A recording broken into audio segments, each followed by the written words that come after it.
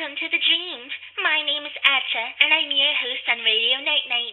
We've finally reached the finale of the Dreaming Mary program. Stay tuned for the scintillating ending.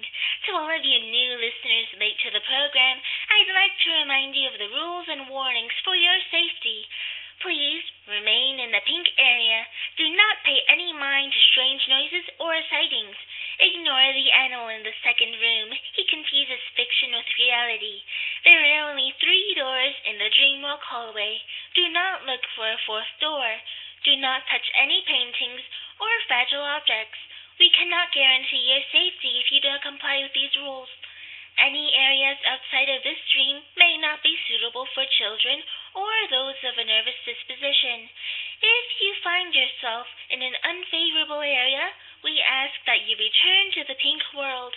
If your dream ends prematurely due to unforeseen and unrecognizable forces, do not panic.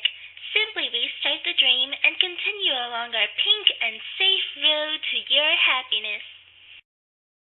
Now that that's over with, let's take a short break. Next up on the music, Nightmarish by Harmonic Blend.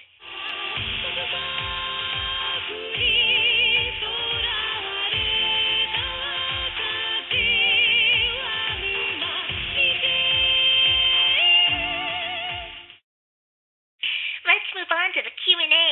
We've gotten quite a few letters of support from you fans. Thank you for your encouragement. I'm very happy about the response we've gotten. Now let's start with a letter from Rifaya. He asked, I wonder, does Mary have a favorite type of dream, and how does she favor them? Yes, indeed, Rifaya.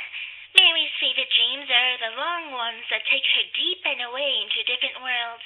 She doesn't like short dreams because they start going dark and still and scary.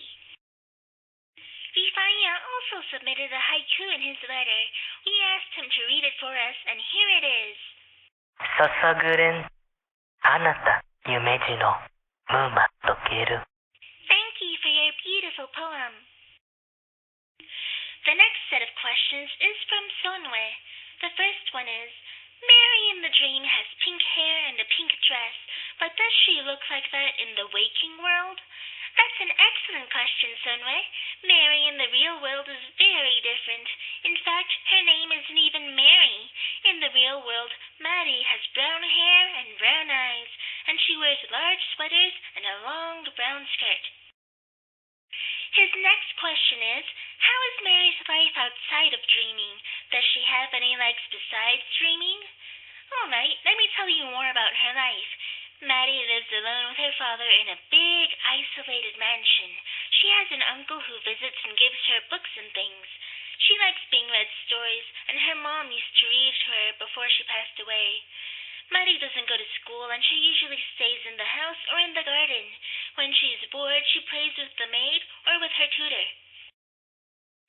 The next question was sent anonymously. Here's the first one. Does Mary have any kind of special power or an iconic item? What a fun question. Mary does indeed have a special power. In fact, her power is what created the dream world. You see, everyone in this universe has a sort of power which is passed down through families. In Mary's case, she can create worlds in her dreams. Also, her iconic item is a white lily. Another question from Sunray. From whom did Mary inherit her power, her mom or her dad? And what kind of person was her mother before she passed? Mary got her power from her mom. Mary's mom was a silent woman who loved Mary very much and was always kind. But she could be cryptic and mysterious too.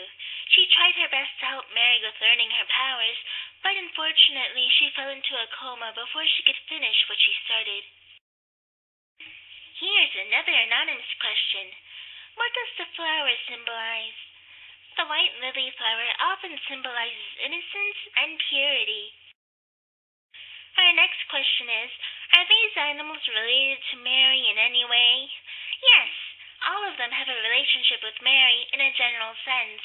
If you mean by blood through family relations, then that's symbolically also a yes. Those are all of the questions so far. Thanks again for your support, and I hope you're enjoying the dream.